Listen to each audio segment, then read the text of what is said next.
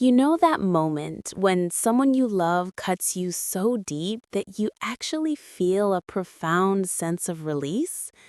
That's exactly what happened to me outside the Synergy Collective's annual exhibition last Friday night. My husband, Grant, had been getting ready for hours. Vintage jacket, specialized silk scarf, meticulously styled hair. He kept checking his reflection in the hallway mirror, adjusting his posture, practicing his intellectual sigh for the third time. I thought he was nervous about the critics. Maybe he wanted to make a good impression on the local art scene where he was trying to establish himself as a serious conceptual artist. I was completely wrong. We'd been married for 6 years. 6 years of me funding his studio space, listening to his complaints about Philistines, celebrating his rare minor sales. 6 years of thinking we were a team. I even took the afternoon off from my job at the Aether architecture firm to drive him to this event because he said the public transit downtown was terrible for maintaining the aesthetic mood. The drive over was tense. He was texting someone, smiling at his phone in a way that seemed oddly juvenile.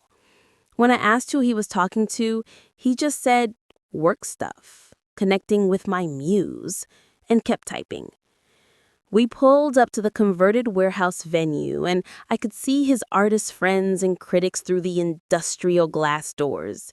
The jazz was loud, people were murmuring, having serious, self-important conversations. Looked like a typical San Francisco gallery opening. I adjusted my practical suit jacket, reached for his hand as we walked toward the entrance, thinking we'd enter together, like any normal married couple. That's when he stopped dead in his tracks. He turned to me with this look I'd never seen before. I pulled into a temporary parking spot and looked at the messages. Where did you go? This is totally unnecessary drama. My contacts are asking where my spouse is. Call me back. Each message was more frantic than the last. I could picture him in that gallery lobby, probably making excuses to his peers about why his transportation just vanished. The same wife he found too embarrassing to stand next to 5 minutes earlier. Instead of calling back, I typed a simple response focused on my own future. Focusing on relationships that provide mutual benefit. Then, I blocked his number. The resulting silence was the most peaceful I'd felt since I started paying his studio rent. I sat there in my car, watching people walk by on the sidewalk, professionals heading home, normal people who didn't view their partners as a performance accessory. I drove to the Alibi, a low-key professional bar about 10 minutes from my office. Nothing pretentious, just honest cocktails and genuine conversation. The kind of place Grant would never set foot in because it lacked curated lighting. The bartender, a woman named Sam, recognized me immediately. Rough closeout? You could say that. I ordered a neat whiskey and found a quiet table in the back where I could process the data. That's when it hit me. This wasn't the first time he'd acted ashamed of my professional world. There was the firm's summer barbecue where he barely acknowledged my colleague's existence. The dinner with his old school friends where he kept redirecting conversations away from my engineering projects. The way he'd introduced me at social events like I was some distant patron rather than his wife. I'd been generating excuses for his behavior for so long that I'd forgotten what respect looked like. My phone buzzed. Different number. Probably borrowed his friend's burner phone. Please come back. I need a ride. This is severely inconvenient. Not, I'm sorry. Not, I was wrong. Just concerned about the disruption to his plans. Classic. I turned the phone face down and ordered another whiskey. Around 10 p.m., Sam mentioned that some people from the local art district sometimes came in after their gallery events. Chloe lowered her voice, but not enough. Maya saw them at that boutique hotel near the waterfront last Tuesday, in the middle of the afternoon. They weren't discussing conceptual art installations, if you know what I mean. No way, Marcus said, sounding more impressed than shocked. He's been complaining about his financial situation for months, the woman with glasses continued. Says he feels financially constrained, that he needs someone who truly understands his value. Honestly, I felt bad for Alara, until I realized he was manipulating her bank accounts. They kept talking, but the noise rushing in my ears made it hard to hear. Everything locked into place now. The late nights he claimed were creative bursts. The new, expensive supplies he said were necessary investment. The way he'd been distant, critical, always finding fault with everything I did. He hadn't just been embarrassed by me tonight. He'd been systematically building a justification for why he deserved to betray me. But here's what really got me. These people, his acquaintances, they knew. They all knew he was cheating and exploiting me. And they were sitting here gossiping about it like it was a fascinating exhibit. None of them had the decency to feel bad about watching someone's financial and emotional structure implode from the inside. "So where is he now?" Marcus asked. "I saw Ilara leave the lot pretty early." "He's probably making excuses," Chloe said with a cynical laugh. "He texted me 30 minutes ago asking if I'd seen her. Apparently, she just drove off without processing his feelings." "Good for her," the woman with glasses said. "If my wife knew what I knew about Grant's cash flow, she'd have initiated divorce proceedings months ago." I finished my whiskey and left a generous tip. Sam nodded at me as I headed for the door. "Everything all right, Laura?" Assess the situation. That's what 6 years of marriage had become to him. I kept digging and found something even worse. He'd been quietly transferring money out of our joint savings account for 3 months. Small, almost untraceable amounts at first, then larger chunks. Almost $8,000 total, transferred to a separate account he designated as Art Materials and Supplies LLC.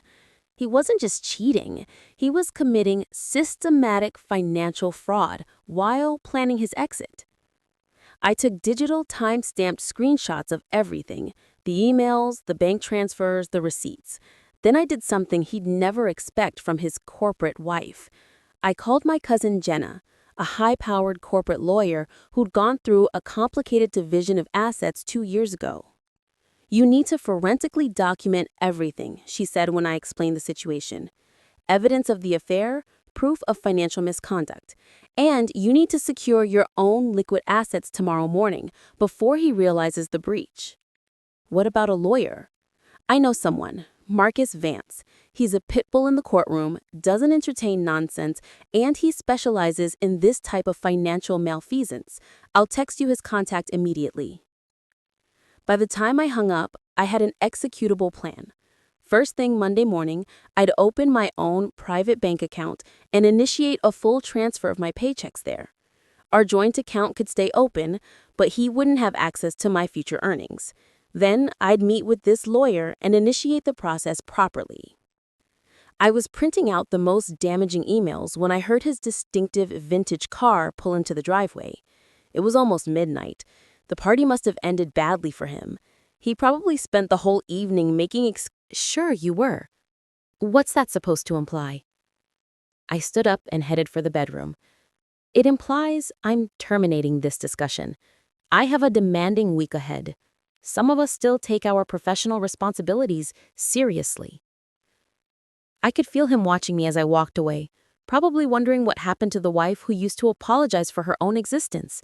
That wife was gone, and he had no idea why. The next morning, he was gone before I woke up. Probably couldn't handle the tension of being around someone who wasn't catering to his ego anymore. I found a note on the kitchen counter. "We need to initiate a full review when I get home. This is unsustainable." He was right about one thing. It was unsustainable. I spent the day exactly as planned. Opened a new, fully firewalled bank account, initiated the transfer of my private assets, met with Marcus Vance during my lunch break. He was everything Jenna had promised, direct, aggressive, and highly effective. With evidence this clear, we can file for divorce based on marital misconduct and financial fraud, he said, revealing the documentation I brought. The systematic movement of marital assets to fund an affair makes the case exceptionally strong. How long will this process take? Depends on whether he wants to fight the inevitable or accept reality. Given what you've documented, fighting would be career suicide. But people do irrational things when their entitlement is challenged. When I got home that evening, his vintage car was already in the driveway, along with 2 others I didn't recognize. I could see him pacing around the living room through the front window, talking animatedly to someone on the phone. I walked in to find his friends, Marcus and Chloe, sitting on our sofa, both looking highly uncomfortable. They glanced at me nervously as I entered. "She's here," Grant said into the phone, then hung up quickly. "Colleagues," I said, politely, nodding to his support structure. Interesting time for a group critique. Grant and I were just about to discuss what happened last night. He announced this, clearly feeling more confident with witnesses present. I set my security folder down slowly and looked at the 3 of them. "Do we?" "You undermined my credibility in front of my entire network. You made me look like an amateur," my husband announced. Chloe shifted uncomfortably. "Maybe we should give you 2 some space for the negotiation." "No," Grant said quickly. "I want witnesses for this conversation. She's been acting highly irrational, and I want people to hear how unreasonable she's being." I almost smiled. He wanted witnesses. "Perfect. You're absolutely correct," I said, walking to the counter and returning with the folder I prepared. "Let's discuss professional integrity." I opened the folder and pulled out printed screenshots of his emails with Lionel. His face went absolutely white.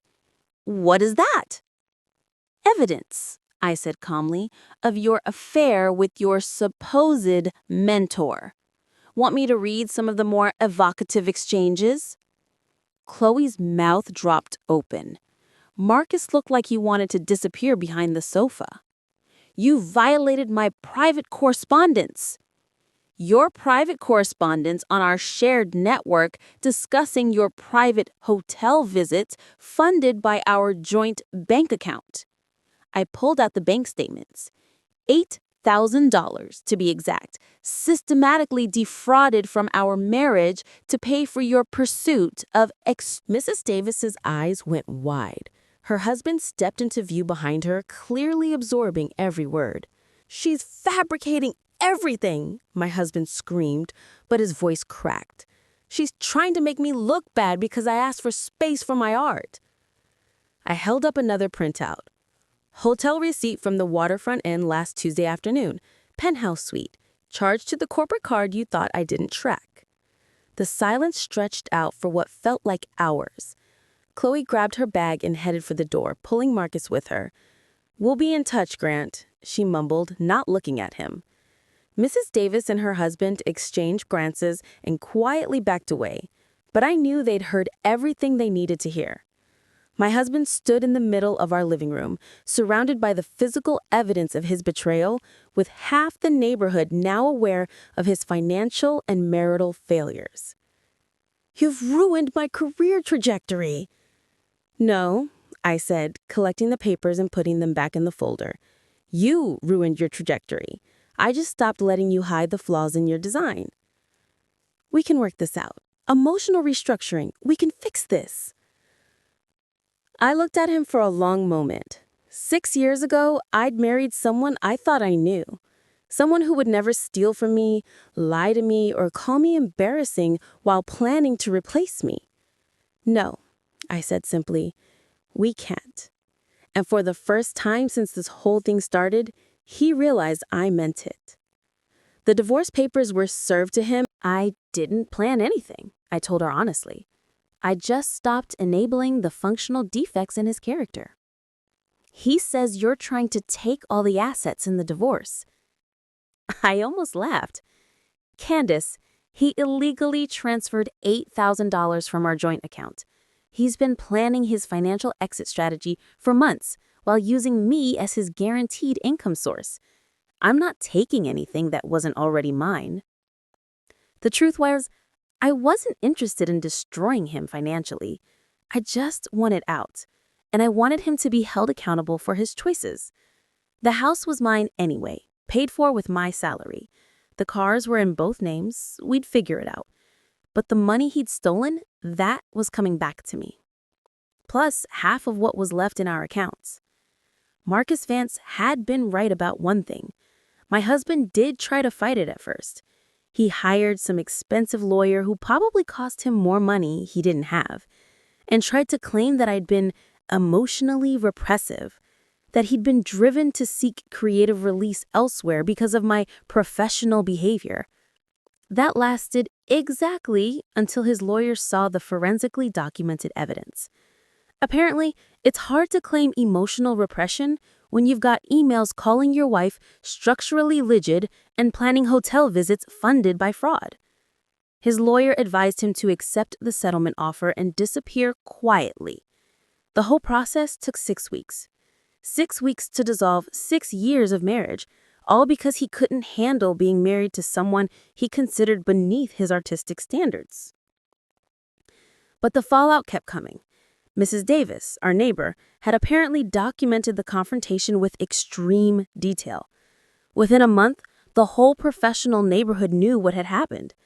When he came back to get the rest of his I felt nothing hearing that. Not satisfaction, not sympathy, nothing.